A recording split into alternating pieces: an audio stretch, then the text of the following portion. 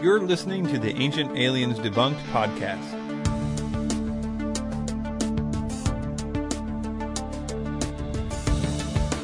Hey, welcome to the Ancient Aliens Debunked Podcast. My name is Chris White, the filmmaker of Ancient Aliens Debunked, available for free at the website ancientaliensdebunked.com.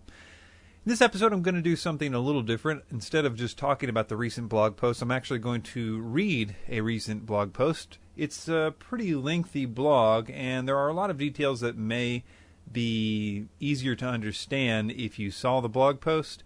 But I know that many of you just listened to the podcast, and so I wanted to get the information in an MP3 format for you as well. So this one is called The Age of the Sphinx, Colin Reeder versus Robert Schoch, Water Erosion.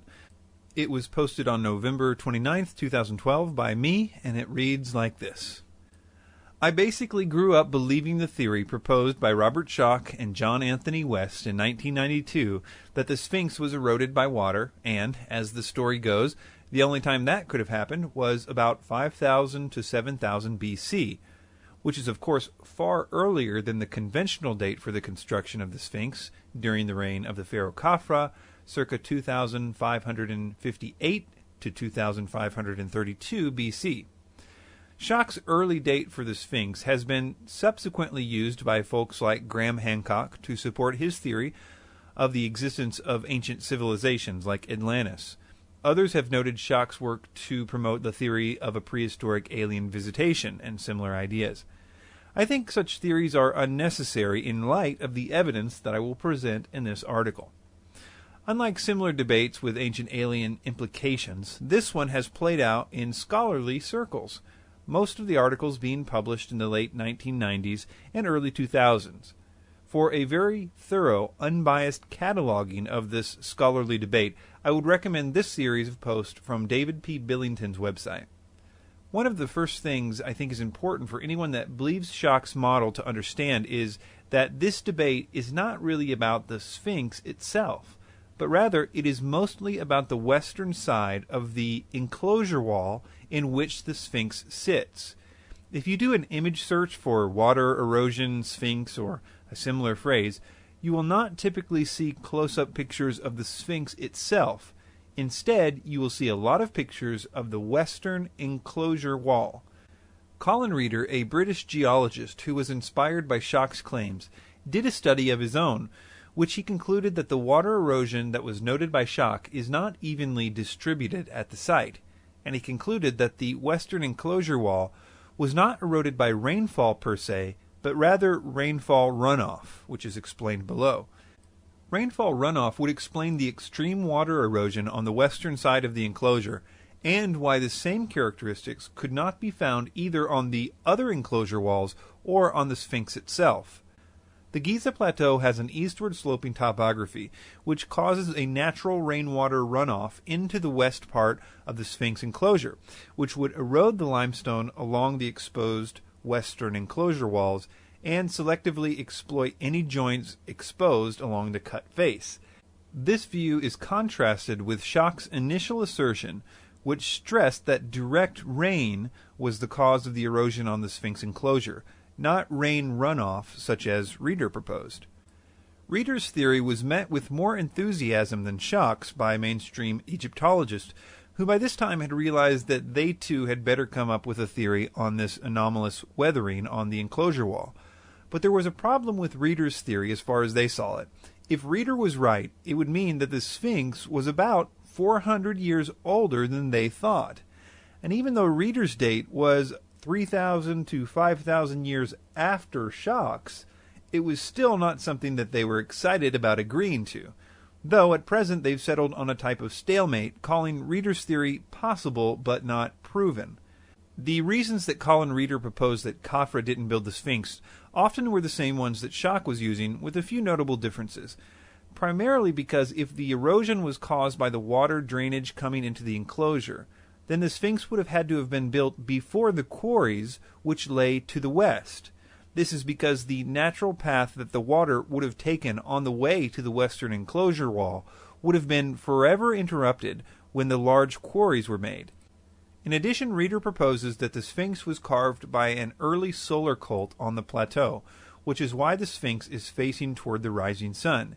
He also proposes that it likely once had the head of a lion and not a man, but that the head was carved down to look like the head of Khafra during the time that the Sphinx was integrated into Khafra's memorial complex, which may explain the current disproportionately small head in relation to the bigger body. It seems that Schock is also endorsing this lion view on his website. In many ways, this debate comes down to rainfall, when it was happening at Giza, and how much of it was there.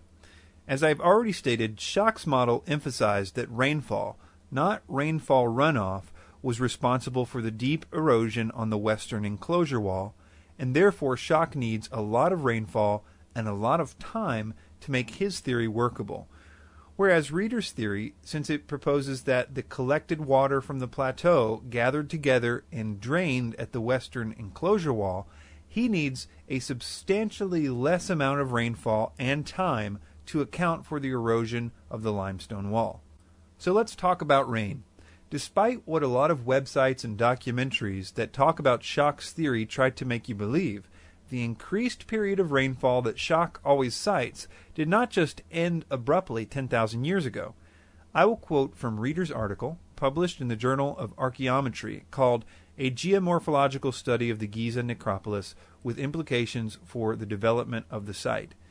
He says, quote, "The rainy conditions of circa 5,000 to 7,000 BC, to which Schock attributed the degradation of the Sphinx, will have been separated from these latter arid conditions by a transitional phase, during which increasingly arid conditions will have been interrupted by occasional, probably seasonal rains. Flood damage to Menkaura's Valley Temple, Reisner 1931, he's citing their paper, attests to that fact. Even during the late Old Kingdom, rainfall runoff was a significant agent of erosion at Giza." In other words, there is more than enough rain to cause the erosion during the time that Reeder is proposing for the Sphinx, especially when you consider that Reeder's theory needs only a tiny fraction of the rainfall that Schock's theory needs. But again, this transitional period between 7000 BC and 2350 BC had plenty of rain, and even short bursts of rain which would cause a kind of flash flooding that could cause very quick erosion. Reeder cites other examples of this on the Giza Plateau in the excerpt above. Though Schock has not written anything new in the scholarly journals about this, he did briefly interact with Reeder's points in a point-counterpoint which I have put together, and I will post it at the end of this article. Also, in an interesting twist, in a June 2005 interview, Schock endorses Reeder's theory about the water runoff and the quarries, but says that he doesn't think that even with runoff being the primary agent of erosion, it would be enough water to cause the erosion seen on the western enclosure wall, obviously implying that he still thinks it needs the increased rainfall of his much earlier period. Though his reasons for this belief are not clear, he offered that though he agrees that the limestone is of poor quality on the wall, suggesting that it could be eroded easily, it is not as bad as some writers suggest. As far as I am aware, Schock has never interacted with Reeder's responses to his criticisms, which are listed below, nor has he explained why he thinks the limestone rocks would need more time and more water than what were there during Reeder's earlier date. He does, however, make points regarding the context of the site and his own subsurface findings, which are discussed at length below. To be sure, there are other types of erosion besides water runoff going on at the Sphinx enclosure and on the Sphinx itself, but almost all parties agree more or less on the basics of these other types of erosion these days, even the mainstream guys. The Sphinx is made up of 3 different types of limestone, each with a different strength. The top and the bottom parts are much stronger than the middle part, which makes up most of the body of the Sphinx, and it is badly eroded by a number of factors. As I said, almost all parties agree, including Schock and Reeder, that the erosion seen on the Sphinx itself is caused by a number of factors, including rainfall, not runoff. Even the conventional date for the Sphinx allows for a couple hundred years of light rainfall. In addition, all parties now agree that salt exfoliation, or chemical weathering, proposed by K.L.A.L. Gauri, is also playing, and has played in the past, a major role in the erosion of the Sphinx. Here is a description from Colin Reeder about this process, which can and does happen even in the desert conditions today. Quote, dew forming at night on the exposed limestone removes soluble salts from the surface of the rock. Capillary forces draw in this solution into the pores of the limestone matrix, where further salts are dissolved from the internal pore walls. As daytime temperatures rise, the solution begins to evaporate, precipitating salt crystals within the confined neck of the pores. The pressure which the crystals exert as they grow leads to the flaking of thin rock layers from the surface of the limestone. Schock has another line of evidence which centers on what Schock believes to be subsurface weathering of the floor of the Sphinx enclosure. He attained this data from non-invasive seismic geophysical surveys. This part is a bit technical for me, but it was explained to me this way by someone involved in this debate who wished to remain anonymous. Quote, what Schock tried to do was date the exposure of the enclosure floor to dry air weathering. When rock is exposed to the atmosphere, it begins to undergo chemical changes, and the depth of this change or weathering can be a measure of how long the rock has been exposed. What Schock did was measure the depth of the weathered rock using sound waves. These bounce back very fast if the rock is sound and more slowly if it has been weathered.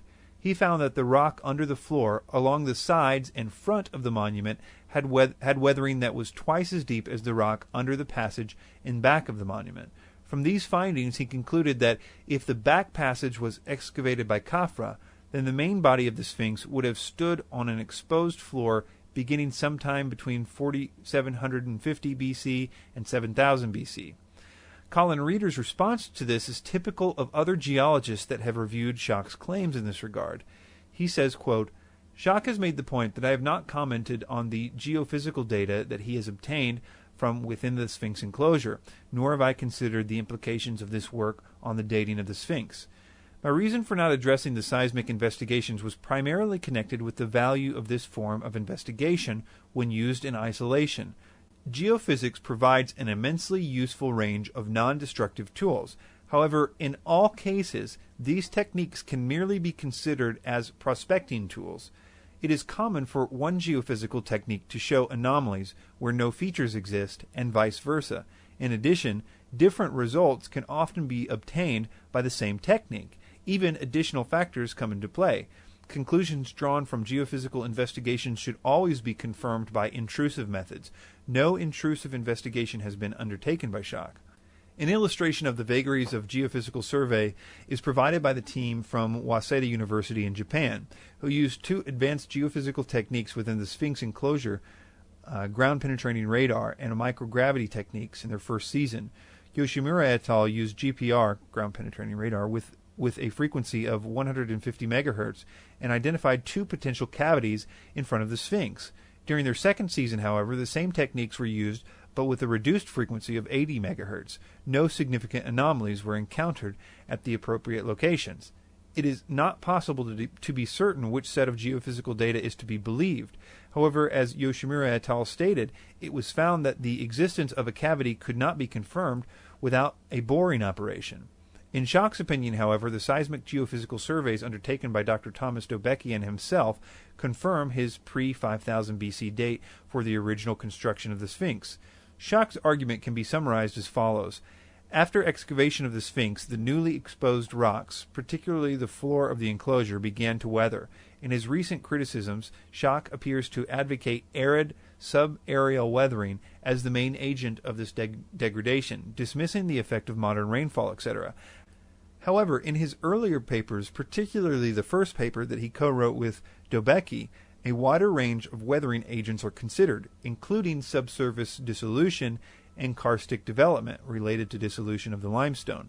Schock considered that if the Sphinx had been carved in one operation, the depth of the weathering below the floor of the Sphinx enclosure would be uniform. He argued that the shallower weathering at the rear of the Sphinx indicated that the excavation at this location had been cut more recently.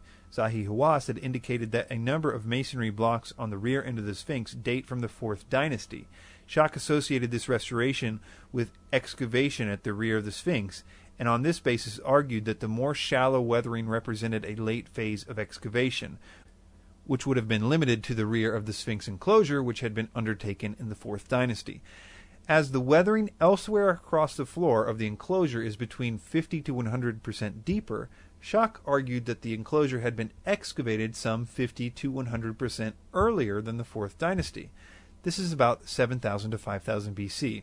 In this way, Schock was able to, quote, confirm his earlier date for the Sphinx, which he had initially established on the basis of a known period of rainfall. It is necessary to question, however, the validity of Schock's key assumption that the result of the seismic geophysics actually represent evidence for weathering rather than some other factor. Schock's conclusion that the seismic survey indicates anomalous, shallow weathering at the rear of the Sphinx is only one possible interpretation of the data, as discussed by Harrell. There are other equally valid interpretations, including one in particular that may cast some doubt on Schock's interpretation. In his original KMT article, Schock discusses 4 seismic lines within the Sphinx enclosure. The line at the rear of the Sphinx, line S3, suggested a depth of weathered limestone in the order of 1.2 m. 3 further lines, S1, S2, and S4, on the north and south of the Sphinx, parallel to the body and in front of the paws, indicated weathered rock to a 1.8 to 2.5 depth. However, the KMT article simplified the original seismic work, omitting any discussion of seismic line S9, which ran across the floor of the Sphinx temple.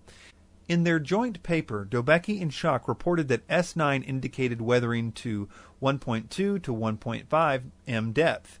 In addition, they state that the depth of the weathering indicated by S4 in front of the Sphinx approached 4 m, not the 2.5 m stated by Schock in the KMT article. If these depths are plotted on an east-west section through the Sphinx enclosure and the Sphinx temple, bearing in mind that the floor of the Sphinx temple is cut 3 meters lower than the floor of the Sphinx enclosure, the, quote, weathered depths can be connected with a subhorizontal line that closely parallels the dip of the strata. Schock's weathered zone may therefore be a function of the structure of the member 1 rock, reflecting the bedding of the limestone beneath the Sphinx enclosure. So in other words, this weathered rock may just be the way of the rock is laying. It's laying on a slant. To make a long story short, if Schock is right about this subsurface weathering, he will need to have cores drilled at the site to prove it, as it will be assumed to be sloping natural bedding otherwise. Regrettably, the Egyptians drilled below the floor in the 1990s to determine how high the water table had risen, but they did not preserve any samples of the subsurface rock. A sample may be possible to take if somebody remembers to do so next time there is drilling to monitor the water table. In conclusion, I think the following points are persuasive. The very selective weathering on the western side of the western enclosure wall, and not on the other sides of the enclosure nor on the Sphinx, are itself very positive signs for Reeder's theory being true, especially considering the positive evidence for the Sphinx enclosure being a natural drainage for the plateau. Number 2. The rainfall during Reeder's revised construction date, 400 years earlier than the mainstream view, but 2,500 to 5,000 years later than Schock's, was more than enough to produce the erosion seen at the Sphinx site. The rainfall tapered off over thousands of years. It did not end abruptly. Number 3, the other aspects of this debate, such as the context and the other buildings around the area, are in Reeder's favor, which can be understood by reading some of the articles below. I have here a link section where you can read different articles about this, and then I have Reeder's responses to Schock's criticisms. So I took from those articles a counterpoint discussion here. I'll start with what Robert Schock first says about Colin Reeder's criticisms of him. He says, in my opinion, the nature and degree of weathering and erosion degradation on the Sphinx and in the Sphinx enclosure is much different than what would be expected if the Sphinx had not been carved until 2800 BC or even 3000 BC. Also, mud brick mastabas on the Saqqara Plateau dated to circa 2800 BC show no evidence of significant rain weathering, indicating just how dry the climate had been for the last 5,000 years. I continue to believe that the erosional features on the Sphinx and in the Sphinx enclosure indicate a much earlier date than the 3000 or 2800 BC. It strains credulity to believe that the amount, type, and degree of precipitation-induced erosion seen in the Sphinx enclosure was produced in only a few centuries. Reeder responds, a series of 1st and 2nd Dynasty mud brick tombs are situated on a limestone ridge at Saqqara, overlooking the Nile Valley. These early tombs, which conveniently are considered to predate the Sphinx, show little evidence of degradation by rainfall.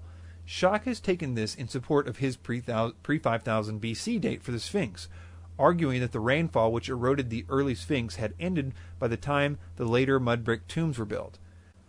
We know, however, that significant rainfall has been experienced in Egypt, and that in appropriate hydrological setting, the resultant runoff can lead to considerable destruction. Reisner showed that sometime after its 4th dynasty construction, mud brick elements of Menkaura's Valley Temple were damaged by rainfall runoff. I also consider runoff to be a significant agent of degradation at the Sphinx. Unlike the Sphinx and Menkaura's Valley Temple, however, the mud brick tombs at Saqqara were built on an area of high ground and do not lie within any natural catchment. These tombs will not, therefore, have been exposed to any significant runoff. That the 1st and 2nd dynasty mud brick tombs at Saqqara do not show any evidence for erosion is, therefore, a function of their hydrological setting rather than their age. Although it is beyond question that these tombs will have been exposed to rainfall, the fact that they are not significantly degraded, as Schock has pointed out, demonstrates that rainfall itself has not been a significant agent of degradation in Egypt. We move on to the final criticism of Schock about Reeder's theory. He says, I do not find the dating of the Sphinx on the basis of the, quote, known use of the stone in ancient Egyptian architecture, end quote, convincing. I would point out that massive stonework erections were being carried out millennia earlier than circa 2800 BC. In other words, parts of the Mediterranean, for instance at Jericho in Palestine, even in Egypt.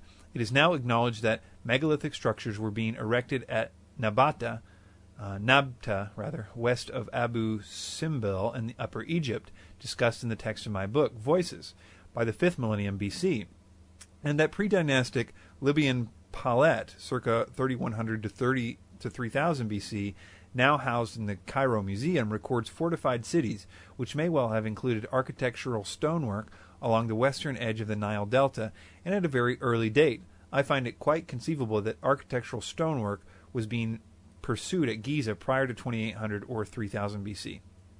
Reeder responds to this, saying, having advocated a pre-5000 BC date for the excavation of the Sphinx, Schock has attempted to establish a role or context for his early Sphinx. In search of such context, Schock has suggested links with Jericho, from where stonemasonry is known circa 8000 BC, and stone artifacts from the Nabta Playa in southern Egypt from about 6000 BC.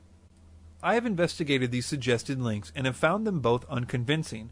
With respect to the possibility of links with Jericho, Michael Bagent, in his book Ancient Traces, links pre-dynastic pots found in Giza, see also my papers, to evidence of traders from the Jericho region who had settled in the late pre-dynastic town of Mahdi across the Nile Valley from Giza. Bagent describes how many of the pottery remains encountered during the archaeological excavation at Mahdi were clearly influenced by Jericho. He concluded that people from Jericho had settled in Mahdi, bringing with them their knowledge of working masonry, and he implies building the Sphinx. Whilst this link is intriguing, it cannot be substantiated by archaeological evidence from the site. An important publication on the subject is Mahdi I, the Pottery of the Pre-Dynastic Settlement, in which the authors discuss the presence of Palestinian, including Jericho pots, from the Chalcolithic Age, 4000 to 3000 BC. Not only is this date not consistent with the 5000 BC date advocated by Schock for the construction of the Sphinx, the authors note that the Palestinian pots were of a single type and represented only some, that is 3% of the total assemblage. Given the rich variety of forms of Palestinian ware, the firm conclusion reached was that these pots were not imported in their own right, nor were they brought with settlers. Their presence in Egypt was simply due to the fact that they were the standard container for a certain class of goods imported from Palestine. As for the Nabta Playa, well, the Sphinx and the Sphinx Temple actually have very little in common with the stone circle discovered at this site in southern Egypt, dated to approximately 6000 BC. The scale of the two monuments could not be different. The Sphinx is some 74 meters long, whereas the Nabta circle is only 4 meters in diameter. Unlike the Sphinx Temple particularly, which consists of careful, quarried, worked and placed masonry, the Nabta circle is built from roughly hewn blocks. A number of large worked stones have also been found buried in the sand at Nabta. While these monoliths show some advanced features of working in stone, They do not represent masonry and cannot therefore be associated with the Sphinx. These distant sites, Jericho and Nabta, failed to provide the early context for the Sphinx that Schacht has sought. More to the point, however, is that we do have archaeological evidence from Egypt for the period of 5000 BC. The capabilities of the culture from this time are well established, however they do not include the working of stonemasonry. And that concludes this episode of Ancient Aliens Debunked Podcast. My name is Chris White. This blog post was called The Age of the Sphinx, Colin Reeder versus Robert Schoch, and it has a lot of references on the blog post itself, so if you want to see that, join us at the website ancientaliensdebunked.com. Bye-bye.